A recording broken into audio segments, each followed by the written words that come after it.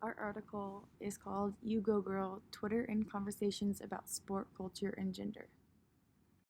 To introduce this article, on August 5th, 2014, the San Antonio Spurs of the NBA made history by hiring Becky Hammon as the first full-time paid female assistant coach. Starting in 1972, Title IX made gender discrimination in educational and athletic settings illegal.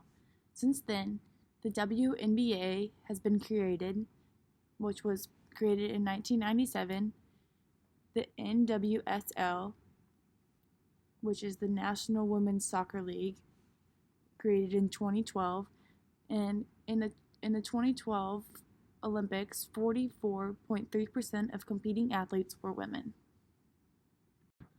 Twitter Women in Sport. Twitter contains both social network and broadcasting principles that enable cultural groups. Social media is filled with misogynists that account for the inconclusive nature of Twitter to challenge traditional narratives in sport. There's huge discrepancies in women's sport media coverage. Ideology embeds the notion that masculinity is synonymous with sport. HS newspaper was reviewed showed 38.4% of coverage for females and 61.6% for males, which is a pretty lopsided statistic.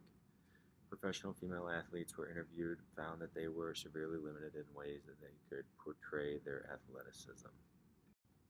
Women in coaching. Women are seen underqualified to hold leadership positions such as coaching. Leadership positions are closely tied to masculine traits.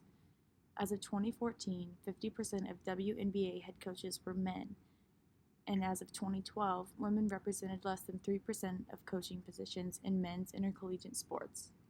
Male coaches are mythicized as figures who push their players beyond physical and emotional capacities to achieve results. And this is strongly believed why women aren't seen as able to succeed, because they don't push their players as strongly as men do. Female intrusion into male-dominated sports. Women face challenges when playing male-dominated sports and working in male sports, for example, journalists, referees, and officials. There was one comment made about Shannon Easton, who was the first female referee. There's no place for women in anything in the NFL. This article is a little bit dated, and since then there's been more NFL female referees as well as some assistant female coaches. And even the Miami Marlins made breaking headway hiring the first ever female general manager in any professional sport in North America. So there's definitely more data that researchers could use to further investigate the challenges women face in male-dominated sports. This slide reviews the method. Data was collected from Twitter mentioning the term Becky Hammon. They used a software program called Rating 6, and it collected the tweets from August 5th, 2014 to August 12th, 2014. And what they found was a total of 1,527 tweets that included Becky Hammon's name. The data analytic process had 3 subgroups, being opening the space for conversation, offering evidence of sport cultural chants, and expressing resistance to sport cultural change. Results. There were 831 tweets that talked about Hammon in an admiring way.